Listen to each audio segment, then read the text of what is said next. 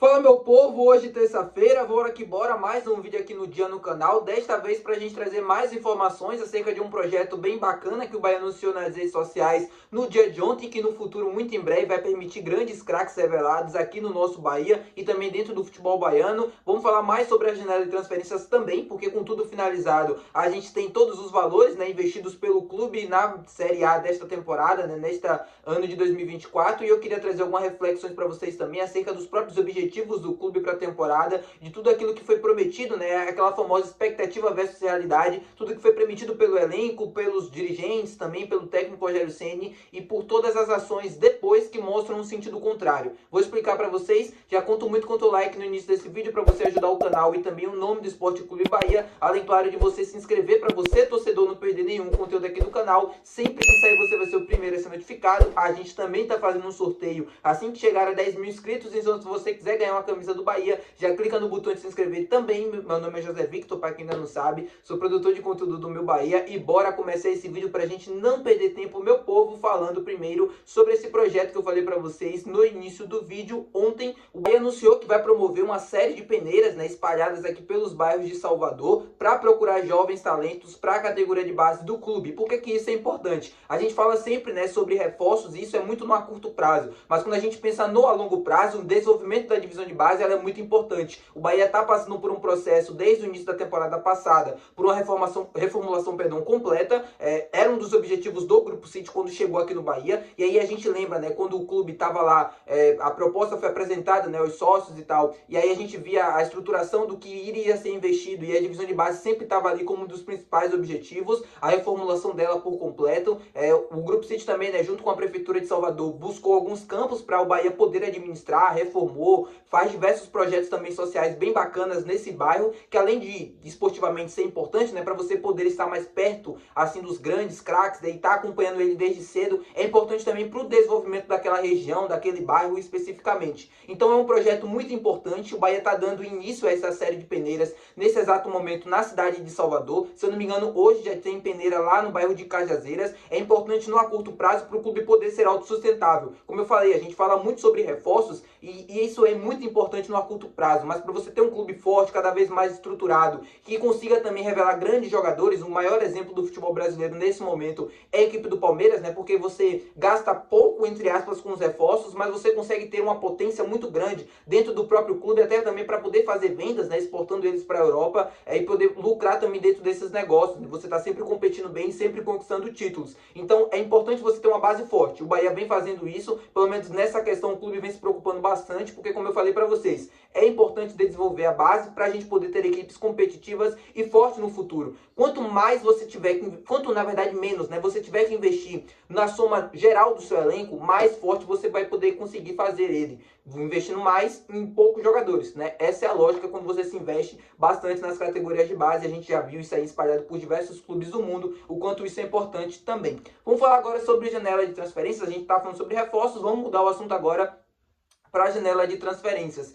O Bahia, nessa temporada, gastou 120 milhões de reais, somando todas as 9 contratações que o clube fez nesse ano de 2024, contando também com o Oscar Stupian, né? Eu lembro que o Bahia chegou a fazer o empréstimo dele e logo depois ele saiu do clube, mas a gente conta ele como reforço também. Ao todo foram 9, um número baixo em comparação a outras equipes do futebol brasileiro, por exemplo. O Botafogo, só nessa segunda janela, né, contratou mais de 6, 7 jogadores, numa soma total aí das janelas, né, das duas janelas do Botafogo, mais de 300 milhões de reais. É um investimento muito alto, muito grande. Você também consegue perceber a diferença, né, entre os clubes, né, entre o modo de se fazer SAF do Bahia e do Botafogo. Primeiro que o Botafogo tem um ano de SAF, né, então é diferente a gente poder comparar isso, mas o objetivo do Botafogo, sem sombra de dúvidas, é conquistar o título brasileiro, que ficou devendo na temporada passada, enquanto o Bahia é uma equipe que busca uma vaga na Libertadores, mas tem um sentido de gastos totalmente o oposto do John Texel. Enquanto o Grupo City preza, né, pelo respeito ao orçamento, uma questão estrutural e seguir bem ali detalhadamente os objetivos, o planejamento,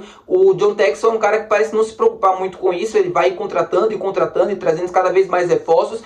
A maioria dos torcedores do Botafogo julgam isso como algo positivo, né, e não como algo negativo, de um modo empresarial e estrutural, como é a SAF, né, uma sociedade anônima do futebol. Isso parece um pouco irresponsável, porque você está gastando aquilo que você não produz, e isso a longo prazo tende a ter efeitos negativos, mas tudo bem, né, não é um problema você investir tanto. O Botafogo está liderando o Campeonato Brasileiro, não é à toa. boa e está cada vez mais forte, né? Tanto nas competições nacionais e internacionais. No lado do Bahia, a gente tem algo muito particular também para falar sobre isso, porque assim, apesar do Bahia nesse momento ter um gasto controlado, investiu 120 milhões, algo condizente, né, com os objetivos do clube, a busca pela Copa Libertadores, o Bahia chegou em um determinado momento a brigar pela liderança do campeonato. E isso tem que ser falado, isso tem que ser lembrado quando a gente fala sobre janela de transferências. Eu venho falando aqui, trazendo diversos vídeos falando sobre isso, e eu falo sobre a necessidade de reforços, não somente para engolir o ego do torcedor, mas para trazer qualidade para esse elenco, para conseguir manter o nível, a posição que a gente estava disputando no campeonato.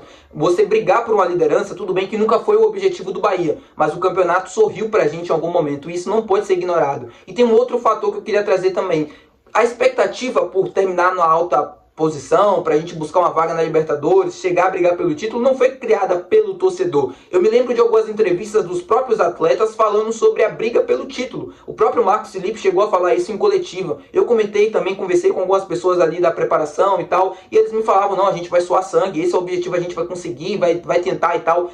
E nesse momento, né, as ações do clube que faz futebol, no caso o Cadu Santoro, não foram condizentes a isso. Tudo bem que tem um limite, tudo bem que tem um orçamento a ser seguido, mas nesse momento do campeonato, cara, a gente está falando de algo que poderia ter acontecido, infelizmente não vai. Isso pode dar muito errado, pode dar muito certo, o Bahia pode terminar na parte de cima, no G4 e tal, mas que é um risco muito grande, isso é. Porque você tem opções limitadas, você tem um elenco muito curto, e em caso de qualquer lesão, suspensão ou qualquer coisa do tipo, você já perde poder de fogo e dificilmente você vai conseguir ter forças o suficiente para competir com as grandes equipes nesse momento. O Bahia perdeu um jogo semana passada, incrivelmente, de uma forma estúpida, que foi para a equipe do Bragantino. Me perdoem, mas essa é a palavra, né? Não tem outra explicação a forma como o Bahia perdeu aquele jogo. Então, essa expectativa de terminar na alta posição e tudo mais, isso também tinha que ser acompanhado pelas ações. E pelas ações eu falo sobre investimentos, sobre contratações, além do Luciano Rodrigues. A gente tinha diversas posições que poderiam ser melhoradas, ou que poderiam trazer jogadores para agregar e trazer ainda mais qualidade com aquilo que a gente já tem. O meio de campo, por exemplo, um exemplo perfeito, né?